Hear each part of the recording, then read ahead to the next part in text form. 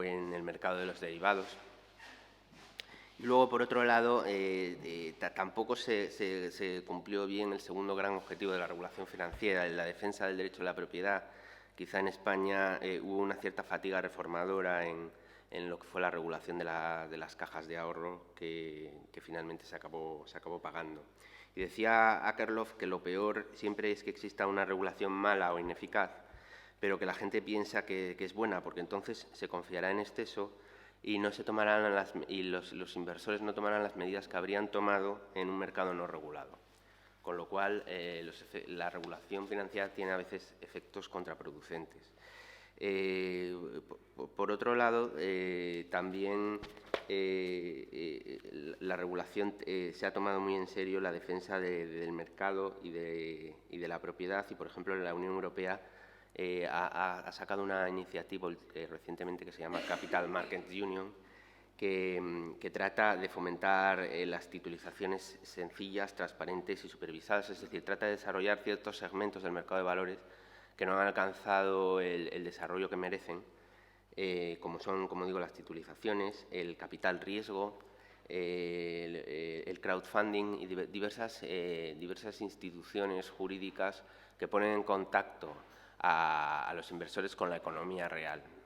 muchas veces intentando saltar el escalón intermedio de los intermediarios financieros, que esa es una faceta de los mercados financieros que en España pues no está, y en Europa en general no está demasiado desarrollada. Por ejemplo, en este gráfico se ve cómo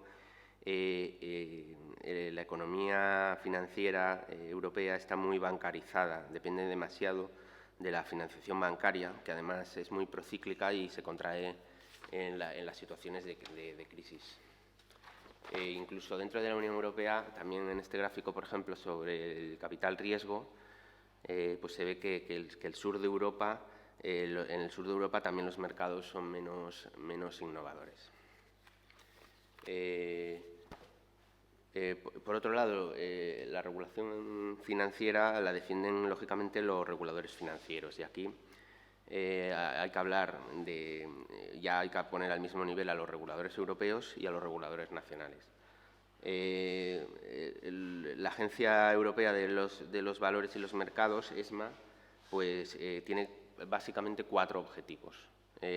Trata de desarrollar un marco jurídico único para toda la Unión Europea, lo cual es sumamente difícil, porque venimos de culturas financieras muy distintas, de culturas jurídicas muy distintas, y precisamente por eso no basta con un marco jurídico único, sino que también hay que promover la convergencia en las prácticas de supervisión. Es decir, no basta con tener un derecho uniforme, sino que hay que tratar de que luego se aplique de la misma manera. Y para eso existen ciertas técnicas a las que quizás se refieran otros ponentes más en detalle, como la elaboración de guías, las revisiones interpares, que consiste en que un supervisor revisa la actividad de otro supervisor de otro país distinto, la mediación vinculante, en donde ESMA media cuando existen criterios distintos entre los supervisores. Otra función importante de ESMA es valorar los riesgos financieros, estar siempre alerta ante los problemas que pueden venir en el futuro. Y finalmente tiene un papel muy puntual en cuanto a la supervisión directa de unas entidades financieras concretas, que son las agencias de rating. Luego, por otro lado, está la Comisión Nacional de Mercado de Valores, que se regula, como ustedes saben, en la Ley del Mercado de Valores. Está integrada o dirigida por un consejo formado por 7 personas, con objeto de que el poder esté repartido entre varias personas. Y quizá por la experiencia que hubo con el Banco de España en los años 80, donde se produjo una concentración excesiva del poder en una sola persona. Y luego, por debajo de ese consejo, aunque también hay un comité consultivo donde tiene presencia el sector privado, pues se estructura en 4 direcciones generales. Una es la Dirección General, voy a resumirlo muy rápidamente, una es la Dirección General de Entidades, que se encarga de supervisar a lo que son los brokers, las empresas de servicios de inversión, los fondos de inversión.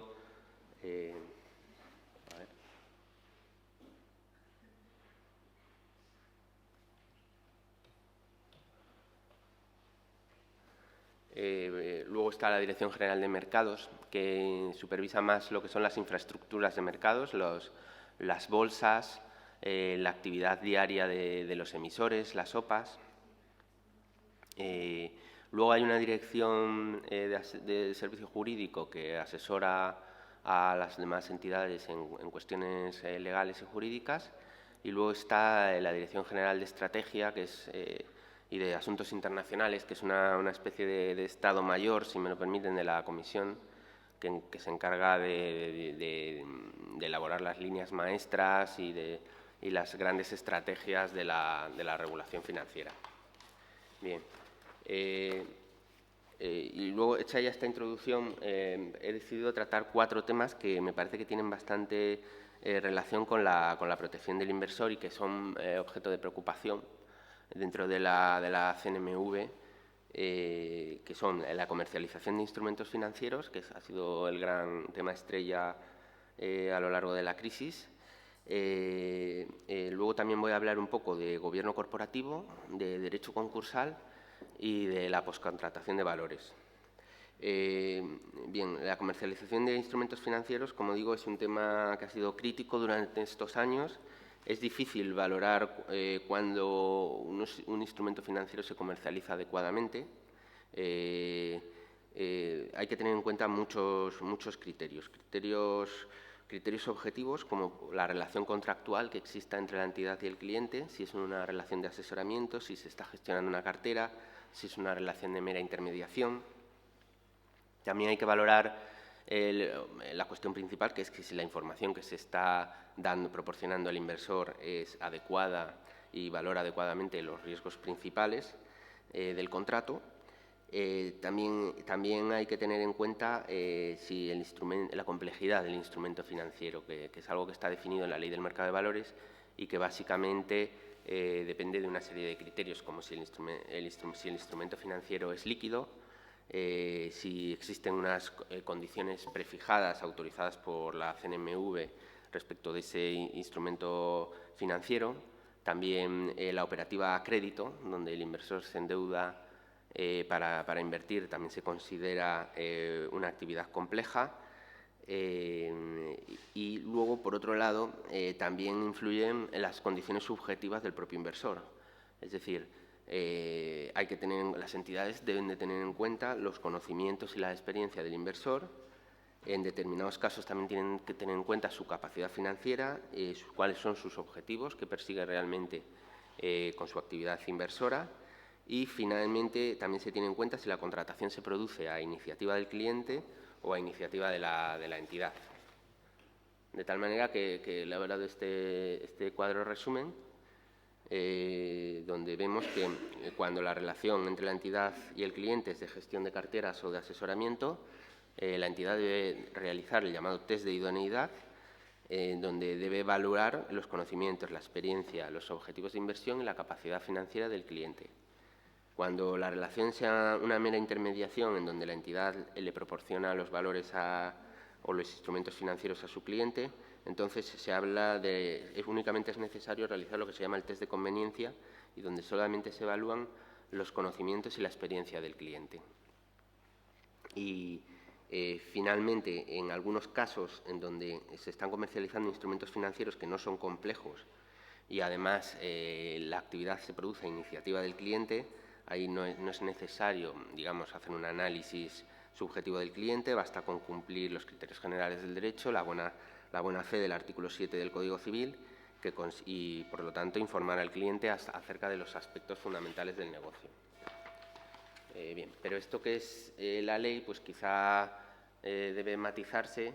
con toda la jurisprudencia que se ha ido construyendo durante estos últimos años, que es una jurisprudencia que ha ido más allá de los criterios del supervisor, tengo que decir, pero que es una jurisprudencia muy ambiciosa, muy razonable y que además emana del Pleno de la Sala de lo Civil, con lo cual es una jurisprudencia que debe tomarse muy en serio porque además es reiterada. Voy a citar 2 sentencias que me parecen muy importantes. Tratan temas puntuales pero han construido una serie de criterios que son exportables a toda la contratación financiera, ni siquiera solamente a la del mercado de valores, sino en general a toda la contratación financiera. Y una es la sentencia de 20 de enero del 2014 sobre los swaps, que, como digo, ha sido reiterada por otras resoluciones posteriores, y luego también citaré la de las cláusulas